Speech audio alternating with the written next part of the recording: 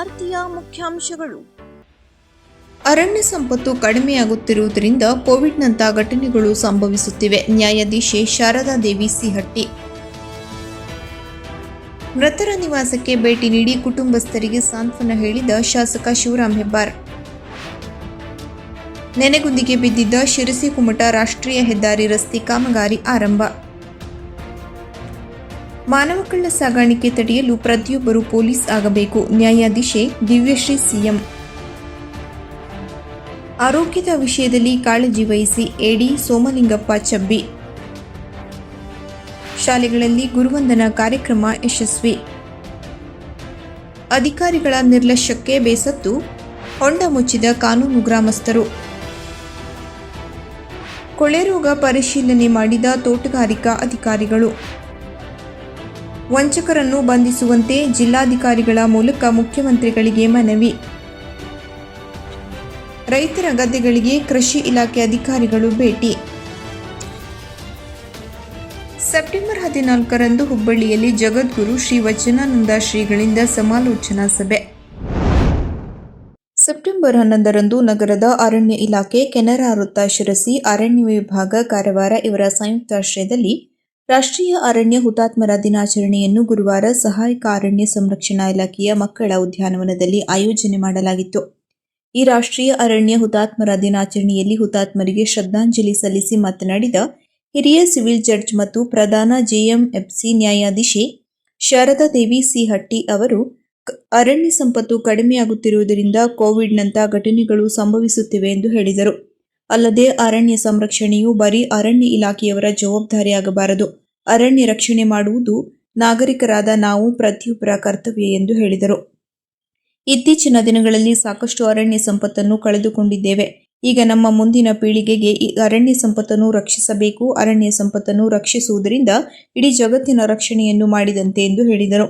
ಈ ಸಂದರ್ಭದಲ್ಲಿ ಉತ್ತರ ಕನ್ನಡ ಜಿಲ್ಲಾ ಎಸ್ಪಿ ದೀಪನ್ ಎಂಎನ್, ಅರಣ್ಯ ಇಲಾಖೆಯ ಸಂರಕ್ಷಣಾಧಿಕಾರಿಗಳು, ಉಪ ಅರಣ್ಯ ಸಂರಕ್ಷಣಾಧಿಕಾರಿಗಳು, ಡಿವೈಎಸ್ಪಿ ಗೀತಾ ಪಾಟೀಲ್, ಸಹಾಯಕ ಅರಣ್ಯಾಧಿಕಾರಿಗಳು, ವಲಯ ಅರಣ್ಯಾಧಿಕಾರಿಗಳು, ಸಿಬ್ಬಂದಿಗಳು ಉಪಸ್ಥಿತರಿದ್ದರು. ಅರಣ್ಯ ಪ್ರದೇಶದಲ್ಲಿ ಇದ್ದುಕೊಂಡು ಒಂದು ಅರಣ್ಯ ನಾಶ ಮಾಡುವಂಥದ್ದು ಅದು ಸಾಕಷ್ಟು ಅಧಿಕಾರಿಗಳಿಗೂ ಗೊತ್ತಾಗಲ್ಲ. ಒಂದು ಕೋರ್ಟಿಂದ ಸಮನ್ಸ್ ಕೊಡಿ ಅಂತ ಹೇಳಿ ಒಂದು ಅಪ್ಲಿಕೇಶನ್ ಹಾಕ್ತಾರೆ. ಈ ಅರಣ್ಯ ಇಲ್ಲ ಯಾರೋ ಅದನ್ನು ರಿಶ್ಯೂ ಮಾಡ್ಕೊಂಡಿರ್ತಾರೆ. ಇನ್ಯಾರೋ ಅಧಿಕಾರಿಗಳು ಬರ್ತಾರೆ, ವಕೀಲರು ತೋರಿಸ್ತಾರೆ, ಬಾಕ್ಸಿಗೆ ಹತ್ತಿಸ್ದಾಗ ನೋಡಿ ಇದು ಅರಣ್ಯ ಇಲಾಖೆ ಶೀಲಲ್ಲ. ಹೌದು, ಅರಣ್ಯ ಇಲಾಖೆಯವರೇ ಹಾಕಿದ್ ಸೀಲು ಅಂತ ಯಾರಿಗೂ ಗೊತ್ತು. ಅವ್ರೇನು ಮಾಡ್ತಾರೆ, ಹೌದು ಇದು ಅರಣ್ಯ ಇಲಾಖೆಯವರು ನೋಡ್ರಿ ಯಾವ ವಿಷಯದಲ್ಲಿ ಈ ಅಪ್ಲಿಕೇಶನ್ ನಿಮ್ಮ ಇಲಾಖೆ ಕೊಟ್ಟಾರೆ. ಇವರೇನು ಅಧಿಕಾರಿಗಳು ಬಂದ ಅಧಿಕಾರಿಗಳೇನು ಇಸ್ಕೊಂಡಿರಲ್ಲ ಅದನ್ನು. ಅಂದ್ರೂ ಸುಮ್ಮನೆ ಅಲ್ಲೊಂದು ಡೇಟ್ ಇರ್ತೈತಿ, ಅದನ್ನು ಹೇಳ್ತಾರೆ ಇಂಥ ಡೇಟಿಗೆ ಕೊಟ್ಟಿದ್ರು ಅಂತ ಇರಬಹುದು ಅಂತ. ದಯವಿಟ್ಟು ತಮ್ಮಲ್ಲಿ ಒಂದು ವಿನಂತಿ ಮಾಡ್ಕೊಳ್ತೀನಿ, ತಾವು ಪಕ್ಷಗಾರರು ಇಲ್ಲದೇ ಇರುವಂಥ ಕೇಸಲ್ಲಿ ಏನಾದರೂ ಕೋರ್ಟ್ನವ್ರು ನಿಮಗೆ ನ್ಯಾಯಾಲಯಕ್ಕೆ ಬರಬೇಕು ಅಂತ ಸಮನ್ಸ್ ಕಳಿಸಿದರೆ, ಒಂದು ಸರ್ಕಾರದ ಪರವಾಗಿ ಪ್ರಕರಣವನ್ನು ಪ್ರತಿನಿಧಿಸಲಿಕ್ಕೆ ಅಂತ ಅಧಿಕಾರಿಗಳು ಇರ್ತಾರೆ. ಇನ್ನೊಂದು ತಮ್ಗೆ ಅದು ಗೊತ್ತಾಗಿಲ್ಲ ಅಂದರೆ ನೀವು ನ್ಯಾಯಾಧೀಶರಿಗೆ ನೇರವಾಗಿ ಸಂಪರ್ಕ ಮಾಡಿ ನನ್ನನ್ನು ಯಾಕೆ ಕರೆದ್ರಿ, ಈ ಕೇಸಲ್ಲಿ ನಮ್ಮ ಪಾತ್ರ ಏನು, ಯಾವ ಸರ್ವೆ ನಂಬರು, ಅದು ಯಾಕೆ ಇದೆ, ಅದರಲ್ಲಿ ಏನು ದಾಖಲೆ ಇದೆ, ಒಂದು ಡೇಟ್ ತಗೊಳ್ಳಿ, ಪರಿಶೀಲನೆ ಮಾಡಿ. ಯಾಕೆಂದರೆ ಇವತ್ತು ಅರಣ್ಯ ಸಂಪತ್ತು ಅಂದರೆ ಎಷ್ಟಾಗಿದೆ ನಮಗೀಗೆಲ್ಲ ಗೊತ್ತಾಗಿದೆ. ಏನಂದರೆ ನಾವು ಇದು ಕೋವಿಡ್-19 ಅನುಭವಿಸ್ಬಿಟ್ವಿ. ನಮಗೆ ಈ ಅರಣ್ಯ, ನಾವು ಈ ಒಂದು ಭೂಮಿ ಮೇಲೆ ಮತ್ತು ಪ್ರಕೃತಿ ಮೇಲೆ ನಾವು ಎಸಗಿದ ದೌರ್ಜನ್ಯದ ಪ್ರತಿಫಲವಾಗಿ ನಾವು ಸಾಕಷ್ಟು ಅನುಭವಿಸಿದ್ವಿ. ಆಕ್ಸಿಜನ್ ಇಲ್ಲದೆ ಎಷ್ಟೋ ಜನ ಆಕ್ಸಿಜನ್ ಇಲ್ಲದೇ ನಾವು ನಮ್ಮ ಸಂಬಂಧಿಕರಾಗಿರ್ಬೋದು ಯಾರ್ಯಾರಿಗೂ ಎಷ್ಟೊಂದು ತೊಂದರೆ ಕೊಟ್ಟು, ಆ ನಿಟ್ಟಿನಲ್ಲಿ ನಮ್ಗೀಗ ಏನಾಗಿದೆ ಅಂದರೆ ನಾವು ಅದನ್ನು ಮರ್ತಾಕ್ಬಿಡ್ತೀವಿ. ಈಗ ಅದು 2020-21ರಲ್ಲಿ ಬಂತಲ್ಲ, ಈಗೇನಾಗಿಲ್ಲ, ಈಗ ಆರಾಮಿದ್ದೇವಲ್ಲ, ಈಗ ಎಷ್ಟು ಬೇಕೋ ಅಷ್ಟು ಅಭಿವೃದ್ಧಿ ಮಾಡೋದು. ಅಭಿವೃದ್ಧಿ ಹೆಸರಿನಲ್ಲಿ ಅಭಿವೃದ್ಧಿ ಹೇಗಾಗಬೇಕು, ಈ ಪ್ರಕೃತಿಯನ್ನು ನಾವು ನಿರ್ಮಾಣ ಮಾಡಿಲ್ಲ, ಪ್ರಕೃತಿನ ನಾವು ರಕ್ಷಣೆ ಮಾಡೋದು ಮಾತ್ರ ನಮ್ಮ ಹೊಣೆ. ನಾವು ಕತ್ತಲೆಯ ಹೋರಾಟದಿಂದ ಹಕ್ಕಿನ ಬೆಳಕಿನ ಕಡೆಗೆ ಸಾಗುವ ಅರಣ್ಯ ಭೂಮಿ ಹಕ್ಕು ಹೋರಾಟ 34ನೇ ವರ್ಷಕ್ಕೆ ಪಾದಾರ್ಪಣೆ. ಅರಣ್ಯ ಭೂಮಿ ಹಕ್ಕು ಹೋರಾಟಗಾರರ ವೇದಿಕೆಯ ಅಧ್ಯಕ್ಷ ಶ್ರೀ ರವೀಂದ್ರ ನಾಯ್ಕ್ ಅವರ ನೇತೃತ್ವದಲ್ಲಿ ದಿನಾಂಕ ಸೆಪ್ಟೆಂಬರ್ 13, 2025ರಿಂದ ಅಕ್ಟೋಬರ್ 10, 2025 60 ದಿನಗಳ ಅರಣ್ಯವಾಸಿಗಳ ಜಾಗೃತಿ ಜಾಥಾ. ಇತ್ತೀಚೆಗೆ ಮದನೂರ ಬೂತ್ ಅಧ್ಯಕ್ಷರಾದ ಆದಂ ಸಾಬ್ ತಟ್ಟಿಗೇರಿಯವರು ಹೃದಯಾಘಾತದಿಂದ ಮೃತಪಟ್ಟ ಅಹಿತಕರ ಘಟನೆ ಸಂಭವಿಸಿತ್ತು. ಈ ಹಿನ್ನೆಲೆಯಲ್ಲಿ ಶಾಸಕ ಶಿವರಾಮ್ ಹೆಬ್ಬಾರ್ ಅವರು ಗುರುವಾರ ಮೃತರ ನಿವಾಸಕ್ಕೆ ಭೇಟಿ ನೀಡಿ ಕುಟುಂಬಸ್ಥರಿಗೆ ಸಾಂತ್ವನ ಹೇಳಿ ಧೈರ್ಯ ತುಂಬಿದರು. ಈ ಸಂದರ್ಭದಲ್ಲಿ ಕೆಪಿಸಿಸಿ ಸದಸ್ಯರಾದ ವಿವೇಕ್ ಹೆಬ್ಬಾರ್, ಜಿಲ್ಲಾ ಪಂಚಾಯತ್ ಮಾಜಿ ಸದಸ್ಯರಾದ ವಿಜಯ್ ಮಿರಾಶಿ, ಬ್ಲಾಕ್ ಕಾಂಗ್ರೆಸ್ ಅಧ್ಯಕ್ಷರಾದ ವಿಎಸ್ ಭಟ್, ಜಿಲ್ಲಾ ಕಾಂಗ್ರೆಸ್ ಕಾರ್ಯದರ್ಶಿ ಎನ್ಕೆ ಭಟ್, ರವಿ ಭಟ್ ಬರಗದ್ದೆ, ಸೇವಾದಳದ ಜಿಲ್ಲಾಧ್ಯಕ್ಷರಾದ ಪ್ರಶಾಂತ್ ಸಬಾಹಿತ ಸೇರಿದಂತೆ ಪಕ್ಷದ ಪದಾಧಿಕಾರಿಗಳು, ಕಾರ್ಯಕರ್ತರು ಉಪಸ್ಥಿತರಿದ್ದರು. ನೆನೆಗುತ್ತಿಗೆ ಬಿದ್ದಿದ್ದ ನಗರದ ನೀಲಿಕಣಿ ಮೀನು ಮಾರುಕಟ್ಟೆವರೆಗಿನ ರಾಷ್ಟ್ರೀಯ ಹೆದ್ದಾರಿ 766 ಈ ರಸ್ತೆ ಕಾಮಗಾರಿಗೆ ಆರ್ಎನ್ಎಸ್ ಕಂಪನಿಯು ರಸ್ತೆ ಕಾಮಗಾರಿ ಆರಂಭಿಸಿದೆ. ಈ ವರ್ಷವಾದರೂ ಕಾಮಗಾರಿಗೆ ವೇಗ ಹೆಚ್ಚಿಸಿ ಗುತ್ತಿಗೆದಾರರು ಆದಷ್ಟು ಬೇಗನೆ ಸಾರ್ವಜನಿಕರ ಬಳಕೆ ನೀಡಲಿ ಎಂಬುದು ಸಾರ್ವಜನಿಕರ ಆಶಯ. ಸುಮಾರು ವರ್ಷಗಳಿಂದ ಕುಂಟುತ್ತಾ ಸಾಗುತ್ತಿದ್ದ ಶಿರಸಿ ಕುಮಟಾ ರಾಷ್ಟ್ರೀಯ ಹೆದ್ದಾರಿ ಕಾಮಗಾರಿ ಮಳೆಗಾಲದ ಕಾರಣ ಕಾಮಗಾರಿ ಬಂದ್ ಮಾಡಲಾಗಿತ್ತು.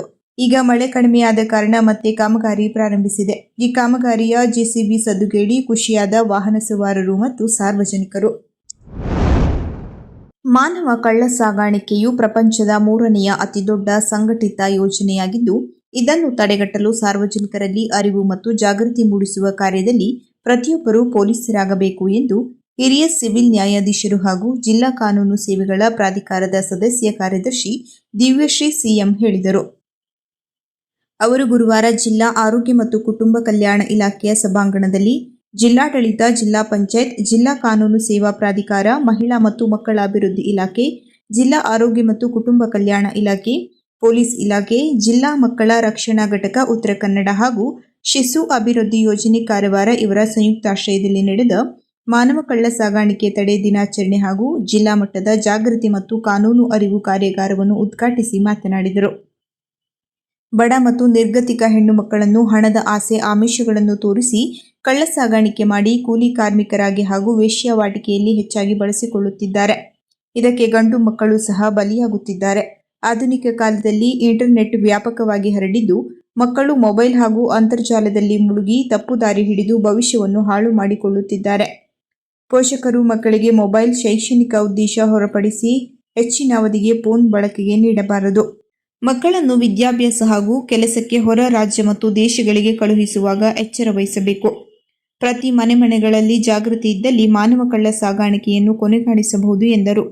ಈ ಸಂದರ್ಭದಲ್ಲಿ ASP Krishnamurthy, DHO doctor Neeraj BV, Zufishan Haq, ವಿವಿಧ ಇಲಾಖೆ ಅಧಿಕಾರಿಗಳು ಹಾಜರಿದ್ದರು.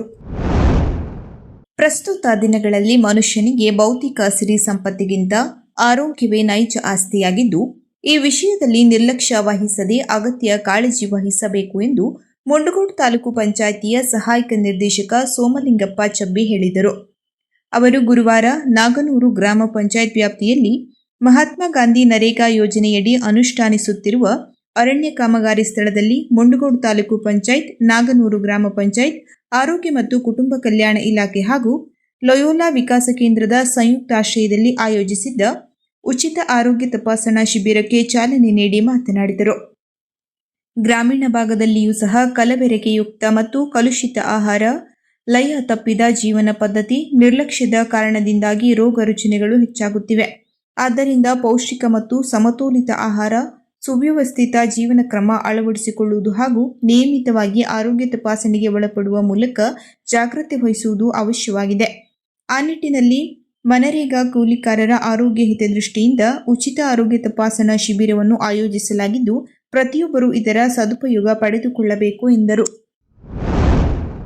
ಯೂತ್ ಫಾರ್ ಸೇವಾ ಶಿರಸಿ ಘಟಕ ವತಿಯಿಂದ ತಾಲೂಕಿನ ಸುಮಾರು 10 ಶಾಲೆಗಳಲ್ಲಿ ಗುರುವಂದನಾ ಕಾರ್ಯಕ್ರಮವನ್ನು ಶಿಷ್ಟ ರೀತಿಯಲ್ಲಿ ನಡೆಸಲಾಯಿತು.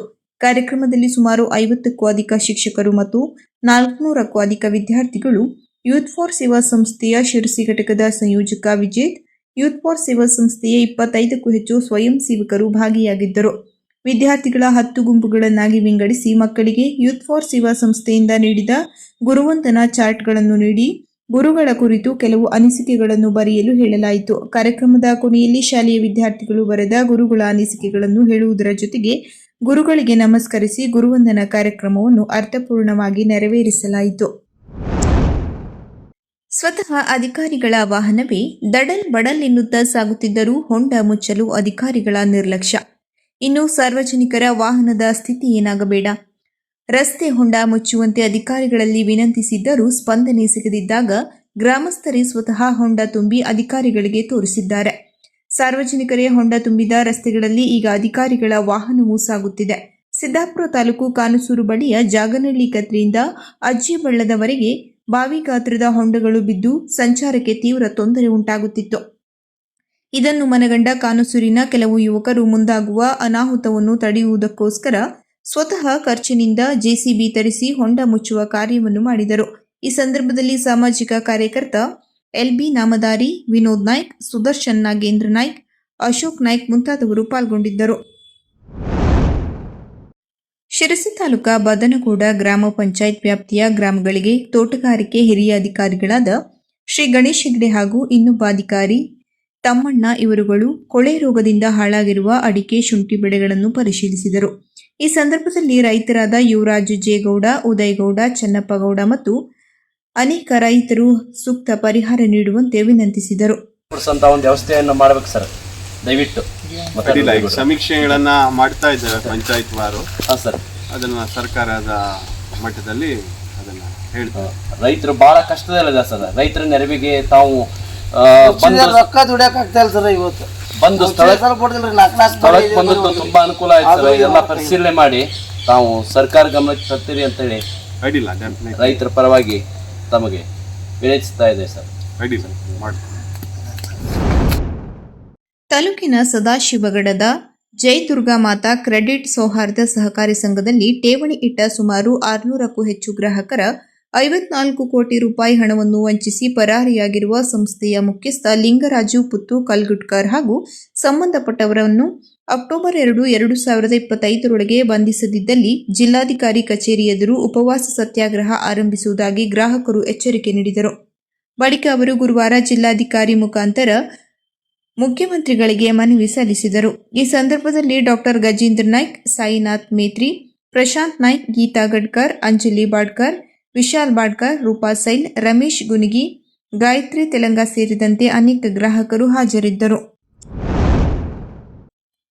ಶಿರಸಿ ತಾಲೂಕಿನ ಬದನಗೂಡ ಪಂಚಾಯತ್ ವ್ಯಾಪ್ತಿಯ ದನಗನಹಳ್ಳಿ ಗ್ರಾಮದಲ್ಲಿ ರೈತರ ಗದ್ದೆಗಳಿಗೆ ಕೃಷಿ ಇಲಾಖೆ ಅಧಿಕಾರಿಗಳು ಭೇಟಿ ನೀಡಿ ಬೆಳೆ ಹಾಗೂ ರೋಗಕ್ಕೆ ಸಂಬಂಧಪಟ್ಟ ಮಾಹಿತಿ ಸಂಗ್ರಹಿಸಿದರು.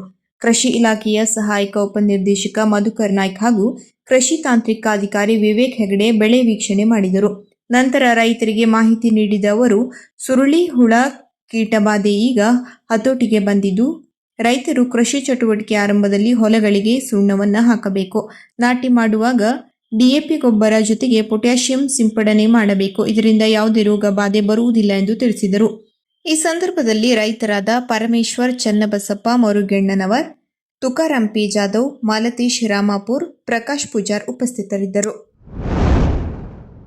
ಕರ್ನಾಟಕ ರಾಜ್ಯದಲ್ಲಿರುವ ವೀರಶೈವ ಲಿಂಗಾಯತ ಪಂಚಮಸಾಲಿ ಸಮಾಜದವರು ಸೆಪ್ಟೆಂಬರ್ 20ರಿಂದ ಆರಂಭಗೊಳ್ಳಲಿರುವ ಸಾಮಾಜಿಕ ಮತ್ತು ಶೈಕ್ಷಣಿಕ ಸಮೀಕ್ಷೆಯಲ್ಲಿ ಭಾಗವಹಿಸಿ ಜಾತಿಯ ಕಾಲಂನಲ್ಲಿ ನಮ್ಮ ಜಾತಿಯನ್ನು ನಮೂದಿಸುವ ಕುರಿತು ಸಮಾಲೋಚನಾ ಸಭೆಯನ್ನು ಸೆಪ್ಟೆಂಬರ್ 14ರಂದು ರವಿವಾರ ಬೆಳಗ್ಗೆ 10 ಗಂಟೆಗೆ ಸಭೆಯನ್ನು ಆಯೋಜಿಸಲಾಗಿದೆ. ಈ ಸಭೆಯ ದಿವ್ಯ ಸಾನ್ನಿಧ್ಯವನ್ನು ಹರಿಹರ ಪೀಠದ ಜಗದ್ಗುರುಗಳಾದ ಶ್ರೀ ವಚನಾನಂದ ಮಹಾಸ್ವಾಮಿಗಳು ವಹಿಸುವರು. ಅಧ್ಯಕ್ಷತೆಯನ್ನು ರಾಜ್ಯಾಧ್ಯಕ್ಷ ಶ್ರೀ ಸೋಮನಗೌಡ ಪಾಟೀಲ್ ವಹಿಸುವರು. ಹೆಚ್ಚಿನ ಸಂಖ್ಯೆಯಲ್ಲಿ ಸಮಾಜ ಬಾಂಧವರು ಈ ಸಭೆಯಲ್ಲಿ ಭಾಗವಹಿಸಲು ಪ್ರಕಟಣೆಯ ಮೂಲಕ ಕೋರಲಾಗಿದೆ.